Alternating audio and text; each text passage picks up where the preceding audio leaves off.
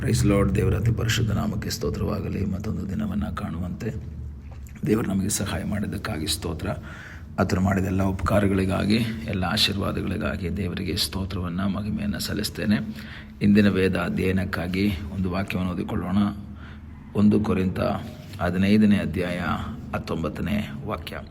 ಈ ಜೀವಮಾನ ಕಾಲದ ಪೂರ್ತಿಗೆ ನಾವು ಕ್ರಿಸ್ತನಲ್ಲಿ ನಿರೀಕ್ಷೆ ಇಟ್ಟುಕೊಂಡದ್ದೇ ಹೊರತು ಮತ್ತೇನೂ ಇಲ್ಲದಿದ್ದರೆ ಎಲ್ಲ ಮನುಷ್ಯರಲ್ಲಿಯೂ ನಿರ್ಭಾಗ್ಯರೇ ಸರಿ.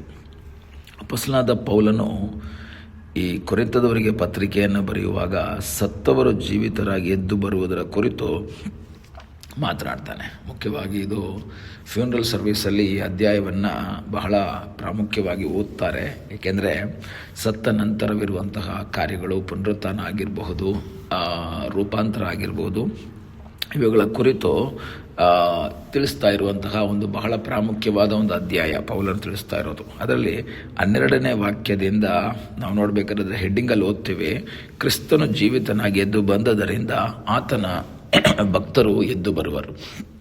ಏಕೆಂದರೆ ಆ ಕಾಲದಲ್ಲಿ ಸತ್ತಂತಹ ವ್ಯಕ್ತಿಗಳು ಅಲ್ಲಿಗೆ ಅವರ ಚರಿತ್ರೆ ಕ್ಲೋಸ್ ಎಂಬ ರೀತಿಯಲ್ಲಿ ಮಾತಾಡ್ತಾ ಇದ್ದಂತಹ ಒಂದು ಕಾಲದಲ್ಲಿ ಪೌಲ ಹೇಳ್ತಾನೆ, ಕ್ರಿಸ್ತನು ಎದ್ದು ಬಂದದ್ದರಿಂದ, ಕ್ರಿಸ್ತನು ಪುನರುತ್ಥಾನ ಆದದರಿಂದ ಕ್ರಿಸ್ತನಲ್ಲಿ ಇರುವಂತಹ ಆತನ ಭಕ್ತರು ಎದ್ದು ಬರ್ತಾರೆ, ಆತನ ಭಕ್ತರು ಸಹ ಪುನರುತ್ಥಾನರಾಗ್ತಾರೆ ಎಂಬುದಾಗಿ ಪೌಲ ಈ ಒಂದು ಅಧ್ಯಾಯದಲ್ಲಿ ಸ್ಥಾಪಿಸೋದನ್ನು ನಾವು ನೋಡ್ಬೋದು. ಆದರೆ ನಂತರ ಮಾತಾಡ್ತಾ 19ನೇ ವಾಕ್ಯಕ್ಕೆ ಅವನು ಬರುವಾಗ, ಈ ಜೀವಮಾನ ಕಾಲದ ಪೂರ್ತಿಗೆ ನಾವು ಕ್ರಿಸ್ತನಲ್ಲಿ ನಿರೀಕ್ಷೆ ಇಟ್ಟುಕೊಂಡಿದ್ದೇ ಹೊರತು ಮತ್ತೇನೂ ಇಲ್ಲದಿದ್ದರೆ ಎಲ್ಲ ಮನುಷ್ಯರಲ್ಲಿಯೂ ನಾವು ನಿರ್ಭಾಗ್ಯರು. ಅದರ ಅರ್ಥ ಏನು? ನಾವು ಈ ಲೋಕದಲ್ಲಿ ಜೀವಿಸ್ತಾ ಇರುವಂಥ ಈ ಜೀವಮಾನಕ್ಕೆ ಮಾತ್ರ ಅಲ್ಲ ಕ್ರಿಸ್ತನಲ್ಲಿ ನಿರೀಕ್ಷೆ ಇಟ್ಟುಕೊಳ್ಬೇಕಾದದ್ದು. ಈ ಜೀವಮಾನದ ನಂತರ ಒಂದು ಜೀವಿತದಲ್ಲೂ ಸಹ ನನ್ನ ಸಂಗಡ ಇದ್ದು ನನಗೆ ಸಹಾಯ ಮಾಡುವಂತಹ ಒಬ್ಬ ದೇವರಿದ್ದಾನೆ ಎಂಬುದಾಗಿಯೂ ಸಹ ನಾನು ತಿಳ್ಕೊಳ್ಳಬೇಕು. ಎಷ್ಟೋ ಜನ ಹೇಳ್ತಾರೆ, ಇದೇ ಸ್ವರ್ಗ, ಇದೇ ನರಕ, ಇದು ಬಿಟ್ಟರೆ ನಮಗೇನೂ ಇಲ್ಲ, ಸ್ವರ್ಗನೂ ಇಲ್ಲ, ನರಕನೂ ಇಲ್ಲ ಅಂತ ವಾದ ಮಾಡುವಂಥ ಎಷ್ಟೋ ಜನರು ನಮ್ಮ ಮಧ್ಯದಲ್ಲಿ ಈಗಲೂ ಸಹ ಇದ್ದಾರೆ. ಸುಖವಾಗಿ ವಾಸ ಮಾಡುವವನು ಇದೇ ಸ್ವರ್ಗ ಅಂತ ಹೇಳ್ತಾನೆ, ಕಷ್ಟದಲ್ಲಿ ಹಾದು ಹೋಗುವವನು ಇದೇ ನರಕ ಅಂತ ಹೇಳ್ತಾನೆ. ಅದರ ಅರ್ಥ ಈ ಜೀವಮಾನದ ನಂತರ ಇನ್ನೊಂದು ಸ್ವರ್ಗ ನರಕದ ಬಗ್ಗೆ ಅವರು ಇಲ್ಲ ಎಂಬುದಾಗಿ ವಾದ ಮಾಡುವಾಗ ಪೌಲ ಹೇಳ್ತಾನೆ, ನೀನೇನಾದರೂ ಕ್ರಿಸ್ತನಲ್ಲಿ ನಿರೀಕ್ಷೆ ಇಟ್ಟುಕೊಂಡಿರೋದು ಈ ಜೀವಮಾನದಲ್ಲಿ, ಅಂದರೆ ಈ ಲೋಕದಲ್ಲಿ ನೀನು ಜೀವಿಸುವಾಗ ನಿನ್ನ ಕಷ್ಟ ಪರಿಹಾರ ಮಾಡುವುದಕ್ಕೆ, ನಿನ್ನ ರೋಗ ಗುಣ ಮಾಡುವುದಕ್ಕೆ, ನಿನಗೆ ಕೆಲಸ ಕೊಡುವುದಕ್ಕೆ, ನಿನಗೆ ಇನ್ಕ್ರಿಮೆಂಟ್ ಕೊಡೋದಕ್ಕೆ, ನಿನಗೆ ಬೋನಸ್ ಕೊಡೋದಕ್ಕೆ, ನಿನಗೆ ಪ್ರಮೋಷನ್ ಕೊಡೋದಕ್ಕೆ, ನಿನ್ನ ಮಕ್ಕಳ ಭವಿಷ್ಯವನ್ನು ಆಶೀರ್ವಾದ ಮಾಡೋದಕ್ಕೆ, ನಿನ್ನ ತಂದೆ ತಾಯಿಗಳನ್ನ ಆಶೀರ್ವಾದ ಮಾಡೋದಕ್ಕೆ ದೇವರು ಬೇಕು ಎಂಬುದಾಗಿ ಕ್ರಿಸ್ತನನ್ನು ನಿರೀಕ್ಷೆ ಮಾಡಿದ್ದರೆ ನಿನ್ನಂಥ ನಿರ್ಭಾಗ್ಯ ಬೇರೆ ಯಾರೂ ಇಲ್ಲ. ಯಾಕೆ ಗೊತ್ತಾ? ಈ ಜೀವಮಾನದ ನಂತರ ಒಂದು ಜೀವ ಇದೆ ಎಂಬ ನಿರೀಕ್ಷೆ ನಿನ್ನಲ್ಲಿ ಉಂಟಾಗಬೇಕು.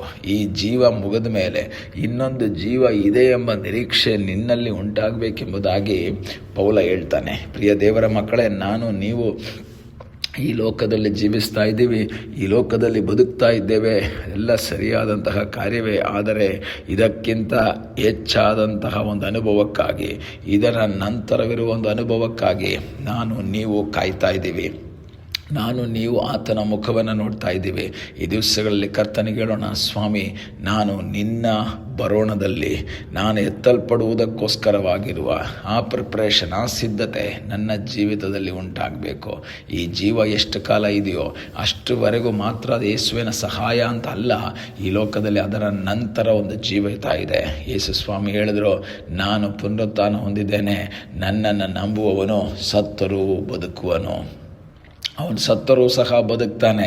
ಈ ಲೋಕದಲ್ಲಿ ಶಾರೀರಿಕವಾಗಿ ಸತ್ತರೂ ಸಹ ಅವನು ಬದುಕಿ ಆತ್ಮದಲ್ಲಿ ಕ್ರಿಸ್ತನೊಂದಿಗೆ ಜೀವಿಸುವಂತಹ ಒಂದು ಅನುಭವ. ಈಗಲೇ ಸಮಯದಲ್ಲಿ ಕರ್ತನಿಗೆ ಹೇಳೋಣ, ಸ್ವಾಮಿ, ನಾನು ಈ ಜೀವಮಾನಕ್ಕೆ ಮಾತ್ರ ಅಲ್ಲ ನಿನ್ನಲ್ಲಿ ನಿರೀಕ್ಷೆ ಇಟ್ಕೊಂಡಿರೋದು, ಈ ಲೋಕದಲ್ಲಿ ಮಾತ್ರ ನೀನು ನಮಗೆ ಬೇಕು ಅಂತಲ್ಲ, ಇದರ ಆಚೆನೂ ಸಹ ನೀನು ನನ್ನ ಸಂಗಡ ಇರುವುದಕ್ಕಾಗಿ ಸ್ತೋತ್ರ. ನನ್ನ ನಿರೀಕ್ಷೆ ನಿನ್ನ ಬಳಿಗೆ ಬರಬೇಕೆಂಬುದಾಗಿ ನನ್ನ ಆಸೆ. ಈ ಲೋಕದಲ್ಲಿ ಕೆಲವು ಕಾರ್ಯಗಳನ್ನು ಮಾಡಿ ಜೀವನ ಮಾಡಿ ನನ್ನ ಜೀವ ಕೊನೆಗೊಳಿಸಬೇಕು ಅನ್ನೋದಲ್ಲ, ಇದರ ನಂತರ ಒಂದು ಜೀವಿತ ಇದೆ. ಪೌಲ ಈ ಅಧ್ಯಾಯದಲ್ಲಿ ಸತ್ತವರಿಗುಂಟಾಗುವ ಪುನರುತ್ಥಾನ, ಜೀವದಿಂದ ಇರುವಂತಹ ವ್ಯಕ್ತಿಗಳಿಗಿರುವಂತಹ ರೂಪಾಂತರದ ಕುರಿತಾಗಿ ಸ್ಪಷ್ಟವಾಗಿ ಇದರಲ್ಲಿ ಮಾತಾಡ್ತಾನೆ. ಪ್ರಿಯ ದೇವರ ಮಕ್ಕಳೇ, ನಮಗೆ ಈ ಲೋಕದ ಜೀವಿತದ ನಂತರ ಒಂದು ಜೀವಿತ ಇದೆ ಅನ್ನೋದನ್ನು ಮರಿಬಾರ್ದು. ಆದ್ದರಿಂದ ನಮಗೆ ಈ ಜೀವಮಾನದಕ್ಕೆ ಮಾತ್ರ ಅಲ್ಲ ನಿರೀಕ್ಷೆ ಇಟ್ಕೊಂಡಿರೋದು, ಇದರ ಆಚೆ ಒಂದು ನಿರೀಕ್ಷೆ ಇದೆ. ಇದರ ಆಚೆಗೆ ಒಂದು ನಿರೀಕ್ಷೆ ನಮಗಿದೆ. ಇಲ್ಲ ಅಂದರೆ ನಮ್ಮಂಥ ನಿರ್ಭಾಗ್ಯರು ಯಾರೂ ಇಲ್ಲ. ಆದ್ದರಿಂದ ಕರ್ತನ ಬರೋಣಕ್ಕಾಗಿ ಎದುರು ನೋಡೋಣ, ಕ್ರಿಸ್ತನಲ್ಲಿ ಆಶ್ರಯಿಸೋಣ, ಕ್ರಿಸ್ತನ ಮುಖವನ್ನು ನೋಡೋಣ. ಕರ್ತನ ಬರೋಣಕ್ಕಾಗಿ ಎದುರು ನೋಡುತ್ತಾ ಮುಂದೆ ಸಾಗುವುದಾದರೆ ಈ ಜೀವಮಾನದ ನಂತರ ಒಂದು ಜೀವ ನಮಗಾಗಿ ಕ್ರಿಸ್ತನು ಇಟ್ಟಿದ್ದಾನೆ, ಸಿದ್ಧ ಮಾಡಿದ್ದಾನೆ. ಆ ಜೀವಮಾನಕ್ಕಾಗಿ, ಆ ನಿತ್ಯ ಜೀವಕ್ಕೋಸ್ಕರವಾಗಿ ಬಯಸುತ್ತಾ ಮುಂದೆ ಸಾಗುವ ಹಾಗೆ ದೇವರು ನಮಗೆ ಕೃಪೆ ಮಾಡಲಿ. ಯಾವುದೇ ಸಂದರ್ಭಗಳು ಬಂದರೂ ಸಹ ಕ್ರಿಸ್ತನಲ್ಲಿ ಆಶ್ರಯಿಸಿ ಕ್ರಿಸ್ತನ ಚಿತ್ತಕ್ಕನುಸಾರವಾಗಿ ಮುಂದೆ ಸಾಗುವಂತೆ ದೇವರು ನಮಗೆ ಸಹಾಯ ಮಾಡಲಿ. ಪ್ರಾರ್ಥನೆ ಮಾಡೋಣ. ನಮ್ಮನ್ನು ಬಹಳವಾಗಿ ಪ್ರೀತಿ ಮಾಡುವ ಪರಲೋಕದ ತಂದೆಯಾದ ದೇವರೇ, ಈ ಸಮಯಕ್ಕಾಗಿ ಸ್ತೋತ್ರ. ಈ ಸಮಯದಲ್ಲಿ ದೇವರೇ, ನಮ್ಮನ್ನು ನಿನ್ನ ಪಾದಗಳಿಗೆ ಒಪ್ಪಿಸಿಕೊಡ್ತೇವೆ.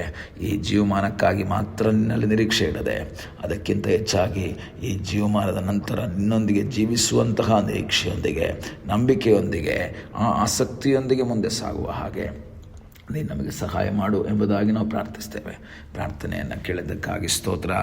ಯೇಸುವಿನ ನಾಮದಲ್ಲಿ ತಂದೆಯೇ, ಆಮೇನ್. God bless you.